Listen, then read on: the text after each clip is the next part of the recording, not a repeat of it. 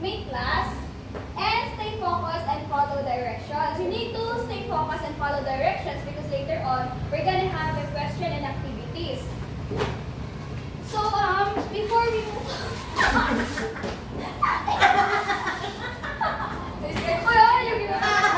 ikuha na lang nagbi!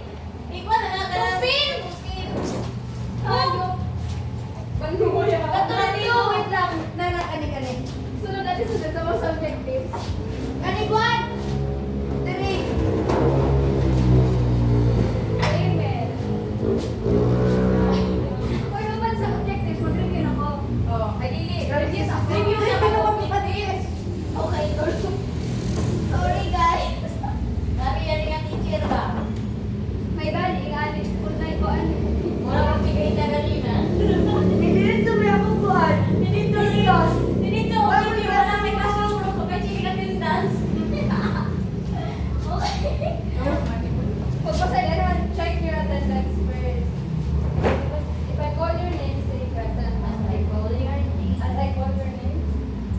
Classroom rules, review. I-present mo ang imuhang new learning tapos review. Okay, sige. Next one po.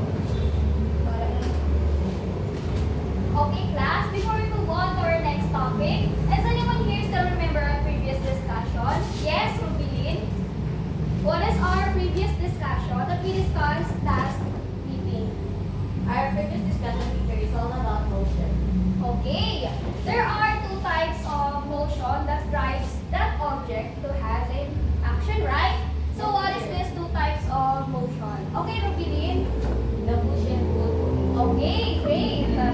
Meaning you really studied our last topic. And now, is anyone here had an idea about our discussion? Of course, no.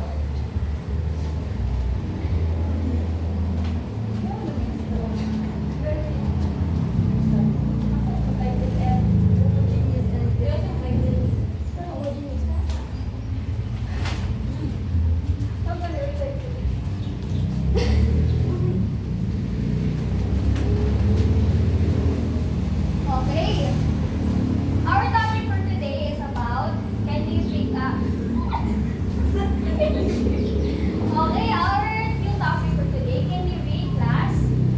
Homogeneous and heterogeneous mixtures. Okay, homogeneous and heterogeneous mixture.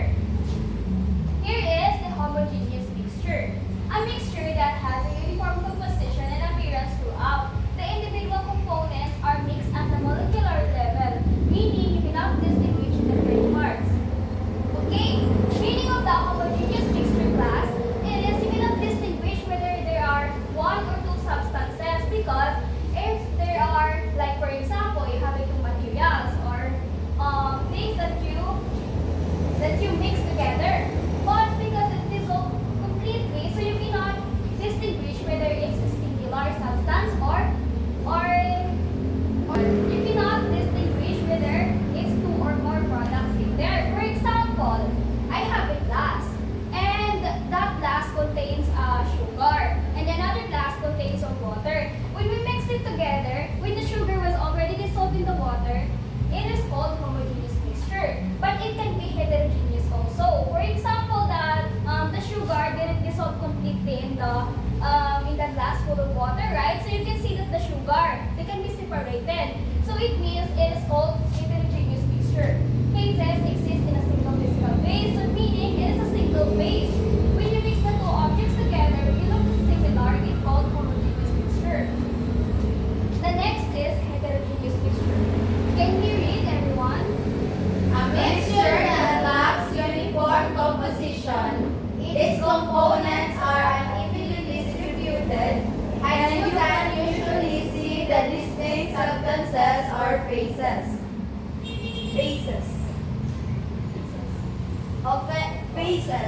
Often consist of two or more phases. Okay, the heterogeneous mixture, it means that you can see through that there are two or more substances in there.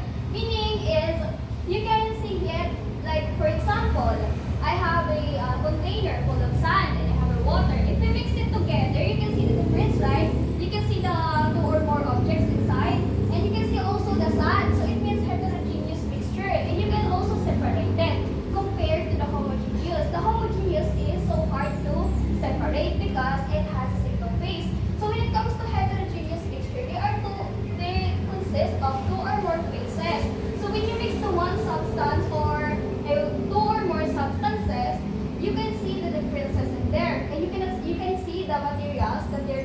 to mix that specific substance. So when it comes to yes, the phases the phases consist of 2 or more phases. And now, understand class? Yes, teacher. Okay. Now I'll group you into 2. Please count 1 to 2. Start from Prisha. 1, 2, 1, 2. Okay. For group 1, can we sit here and the group 2 at the back?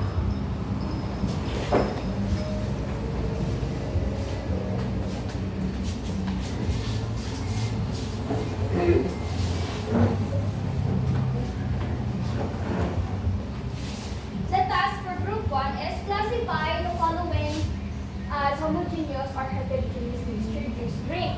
So if you have a A4 size bond paper, you can classify whether that substances are homogeneous or heterogeneous mixture. And for the group 2, give at least 2 examples of heterogeneous and homogeneous mixture. Be ready to explain your answer during the presentation. Okay, you have 5 minutes to answer your certain activities that are assigned to you.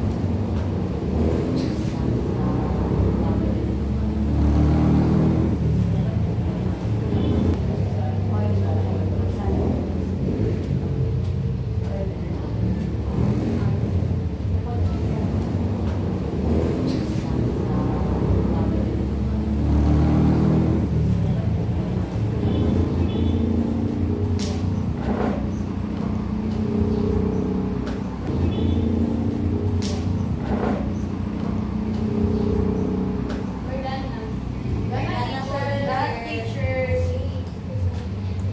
Okay, presented Rumina for group 1. And for group 2, Rupilin. Para sa homogeneous teacher, kay isa lang siya teacher ang juice drink. Kay dili man mo ma-classify. One phase lang siya teacher kay juice o ang water. Dili mo makita na naay duha ka substance. Then sa heterogeneous kay fruit salad and oil and water kay ang fruit salad teacher dali na nimo ma-classify kay nagka-klase-klase siya iyo kita na siya sa liquid ice. And ang oil and water kay ang water teacher kay nalang siya sa baba and ang oil is maglutaw lang siya sa ibabaw sa water teacher. Okay, very good, Rumina. And now, Rupilin. Two examples of heterogeneous is water na salt na namig sa water and soy sauce o suka. Sorry, suka? Basta vinegar. Ay, homo. Sorry. Ang example sa homogeneous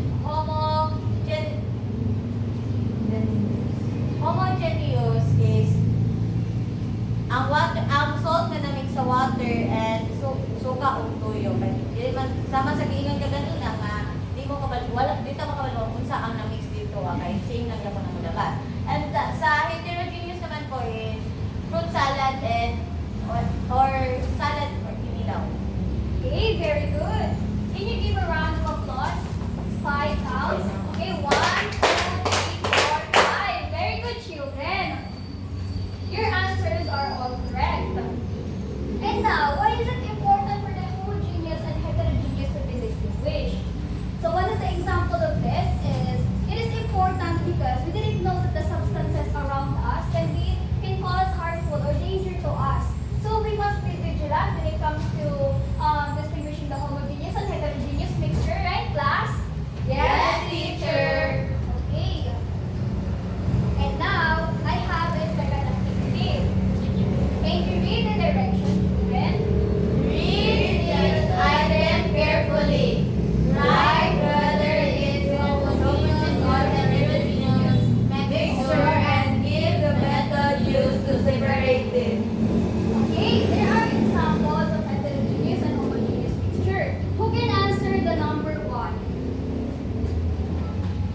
Okay, Robilin?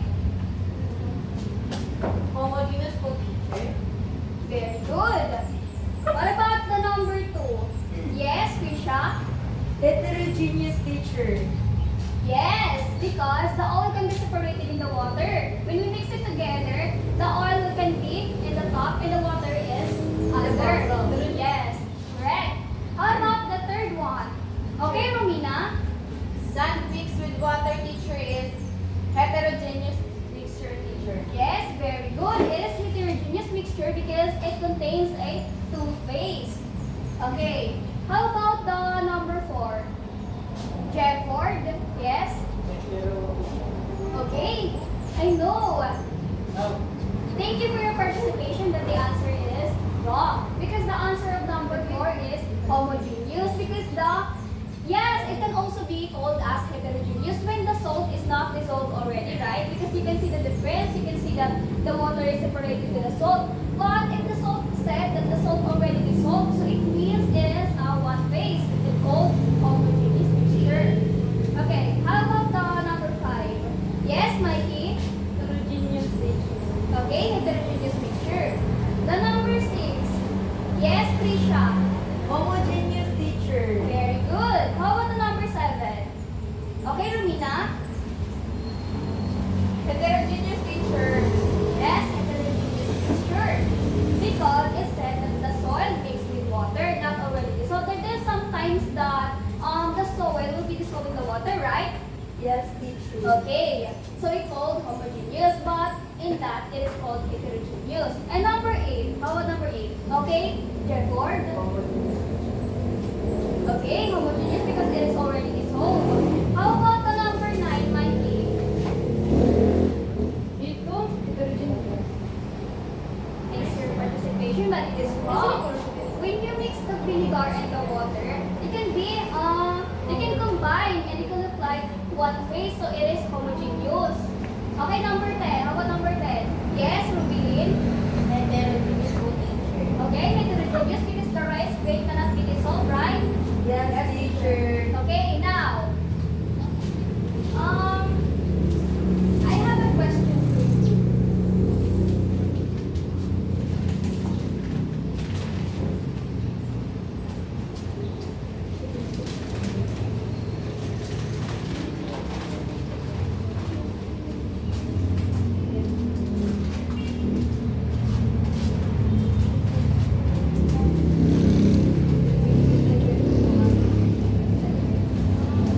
Teacher, nagchismisan si Krisha o si Mikey. Prisha, Mikey, are you ready with the classroom rules, right? Yes, Do you remember the teacher. classroom rules of numbering of letter L? Yes, Let's teacher. read it again. Listen attentively. Then apply it during our class. Sorry, teacher. Okay, because of that, can you please stand up? No, only Krisha and Mikey. Okay, say okay. Krisha, please explain the heterogeneous mixture and Mikey homogeneous mixture. The heterogeneous teacher is when the two substances mix together, the two substances can be seen together po. Yes, correct. Okay, Mikey, you can use vernacular language. Okay, how about you, Rubilin? What is a homogeneous mixture? Like what you said kanina po, teacher, homogeneous. Okay, Rubilin, louder your voice.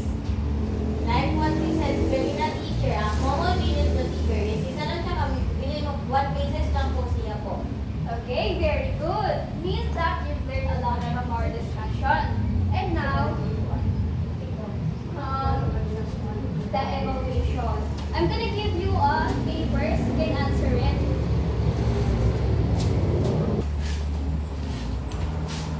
Okay, class, answer this one and pass it forward once you're already done.